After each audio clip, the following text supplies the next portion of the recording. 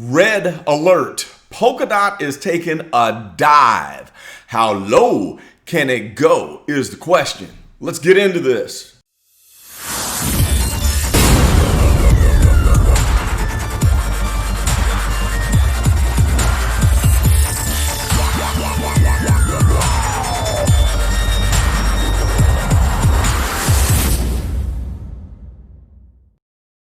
Hey, what's up you guys? I'm back. It's been a busy weekend and I've been wanting to shoot this video the minute that the Polkadot price line broke the ascending green baseline.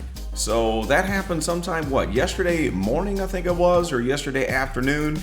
And as much as I wanted to jump on the computer and talk about this and say, hey, heads up, we're going down lower, because as we talked about in the previous video, I made that warning that if Polkadot violates this ascending baseline, we would be able to pick up more at tremendously cheap prices. So let's zoom on in here and talk about the possibilities of how low it can go and just break down this new movement that we have. Okay, let's get rid of my handsome face and get into these technicals on the 4-hour trading view chart. So if we can zoom in just a little bit and see what the date was that we violated the line. Actually, let's see, now that I zoom in, because I had accidentally deleted the line and I had to recreate it, and I don't remember if this was the last candle or if this one was. But whatever the case, as we can see from scrolling back through history, if we connect it at the bottom of the closed 4-hour bars, we're definitely below this. But if we even lower it a little bit, where it's touching on this previous wick point instead of the lower bar, which would then catch the couple middle wicks on this dive, we're still definitely violating that line. So we're going to leave it at this lower level and then look at what's happening and then talk about what the possibilities are as far as how low it can go. So let's turn drawing mode on and grab some nice red arrows here. As soon as we had touched that line with this red candle, that's the first big dive bomb that you see. And so then it tried to kind of shore up a little bit of strength here and then took that second dive, which tells me momentum is definitely downward. And this whole stochastic dive is the proof of a stronger movement. We can see back here in the huge dive. Now, it's definitely not as big as this dive that happened here, but it's definitely not like this one where we had a slight decrease in the stochastic and we had a nice little dip, which is somewhat of a divergence, because when the price is diving big like this, but the stochastic is not really taking that big of a hit, you know that it's probably going to come back up and gather its strength. And even in this next little dip here, we saw kind of maybe not as big as a dip. The stochastic did go down, but notice how it never did enter into the oversold zone down here. It stayed above that 20% line, and then of course price came back up. We hit oversold or overbought here at this dip. Then we go back down and let's look at what the stochastic did. The next time it dipped to the bottom of this price movement, stochastic was still here in the neutral zone. It never did get down in here into oversold. How about up here when we had this movement? Notice how the stochastic never got into oversold there either. But look at this. We're right down at around maybe the 10% level, and there is still a gap in between the fast line and the slow line. So we could languish down here for a while, and I am watching as price is falling. So this is a pretty good momentum. Now here's the other thing that is somewhat concerning, or it could be a positive. If we look at the volume profile, notice that the peak price, the peak bar, the peak volume bar is right here, somewhere around $4.65, somewhere there, and we're currently at a price of $4.54. Notice how this wick shot down, but then it zipped back up. Why? Because we gravitate towards the strongest area of this volume profile right here. But the warning is If we get into the slip zone, we're going to have a possibility of shooting down to the next cluster. So here's the slip zone right there. Hang on, let's do an arrow.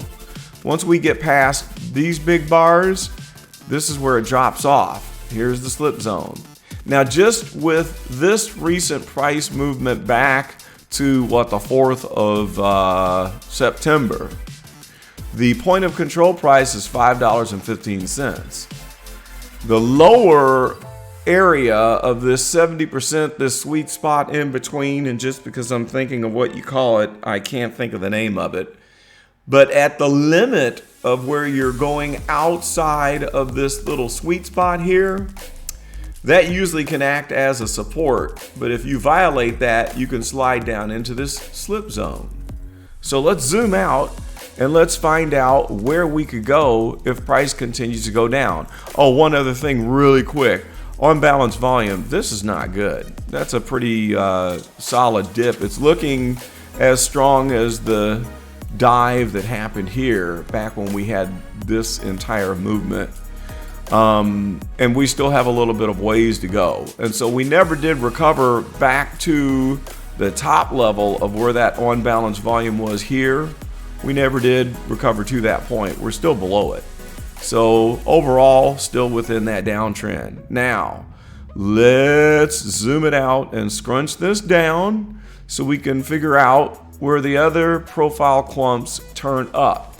As I scroll, keep your eyes over here and watch where the clumps show up. And again, what these bars are is the total volume on one price. So if the current price is $4.56, we would add all the volume from this tick into that bar. Then we'd have to look all the way over here. Here's another one at that price. Here's another one. Let me draw this on here. I'm gonna circle everywhere where I see that price point. So this is somewhere around $4.50. We go on over, this whole group here feeds into that bar. Then we have this little chunk of it feeding into that bar. Everything within this little area feeds in, and so on and so forth. So you take all of the volume in those circles and we add it up right here.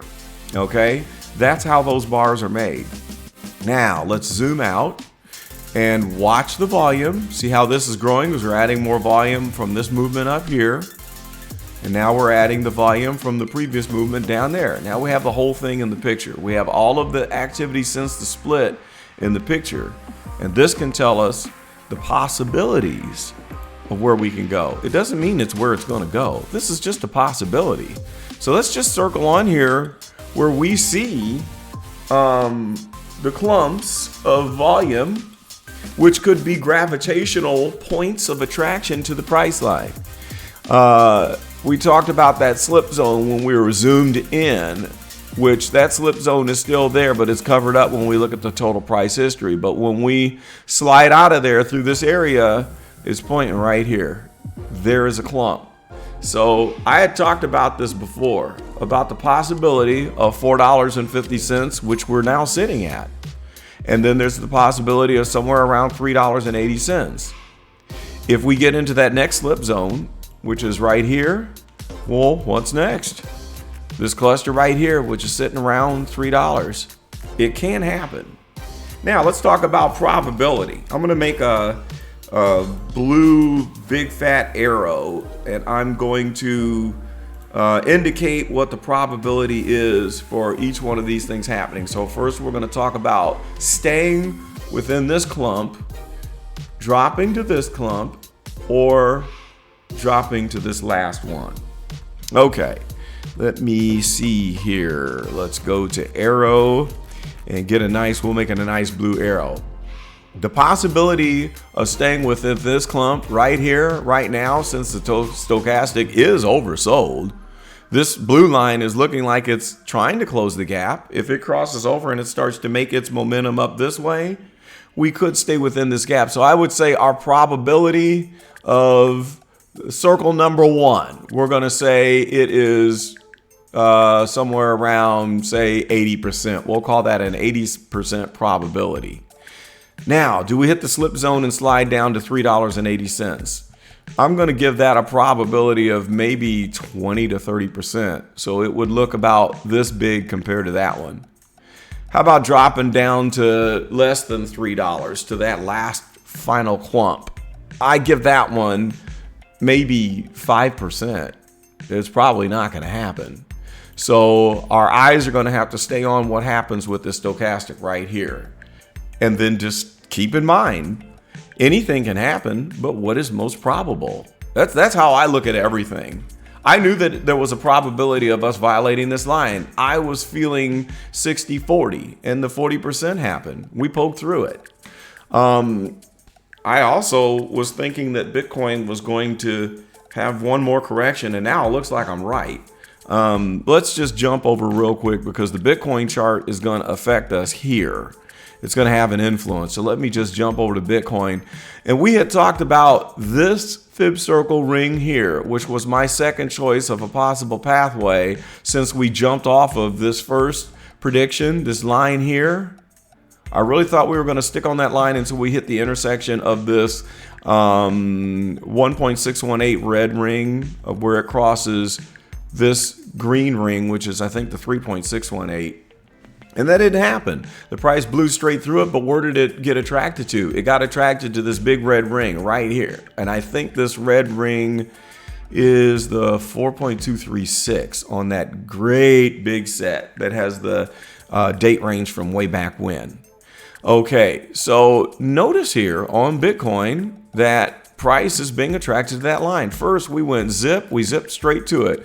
Then we kind of fell, but then we zipped right back to it. We bumped up with that nice green candle, and what happened? We zipped right back down to it. And now, what are we doing? We're sitting right here close to where the 50-day moving average is. And notice how price is pushing for the center of this clump. What could happen next? Chances are we might stay within that clump, maybe 50-50. But it's also probable that we drop to this clump right here. In fact, I would say that there's more of a probability that we jump to this clump than staying with this one here, only because we have that psychological CME gap down there that's looming below. So I'm going to go ahead and give it 40% probability that we stay in this one and 60% that we're going to drop because it's just too much of a coincidence. Look at this bar right there, right there. And so we could crawl along this line going up and below until we get down to this clump right here. And so once we sit on this red line, it could go up, it could go down. I don't think it's going to go up yet. I don't think that the big move is going to happen. Now we could, if we hit that CME gap and fill it, yeah, we could blast off from that point.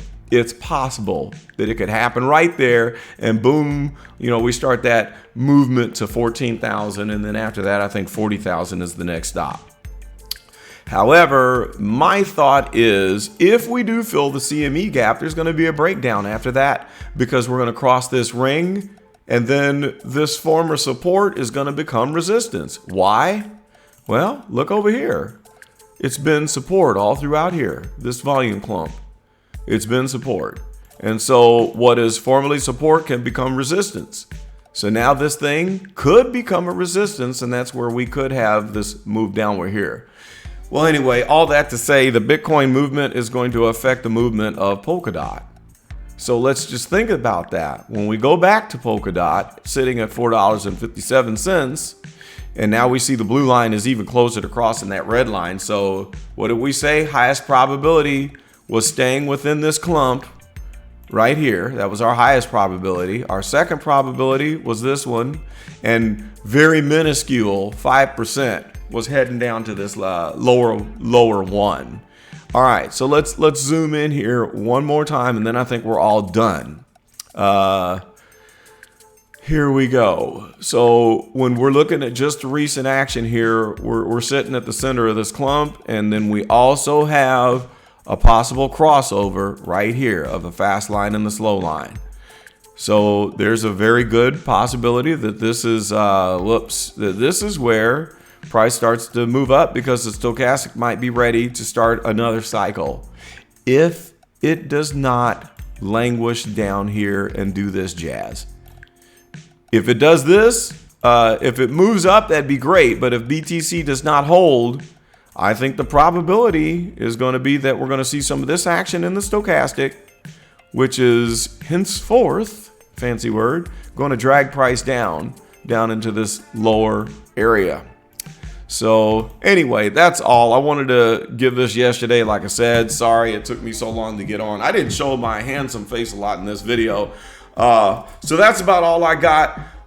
Shout out to all the new followers and everybody who is on the Telegram. It's good to see you guys there. Thanks for posting. Thanks for commenting. And this is a good group, and I just want to keep it just us because we have intelligent discussion. We don't have idiotic comments. We don't have idiotic trolls. I don't care about all that. I just want us to exchange thoughts, information, and ideas, and then I want to share my knowledge on this TA to do my part to help you guys out to understanding this market, the way it moves, and so we can have just one little bitty glimmer of light from a small flashlight out here in the black dark forest of the crypto trading world. I want to be your tour guide. Okay, this is Carlton Flowers, your crypto pro. That's all I got. I'm out.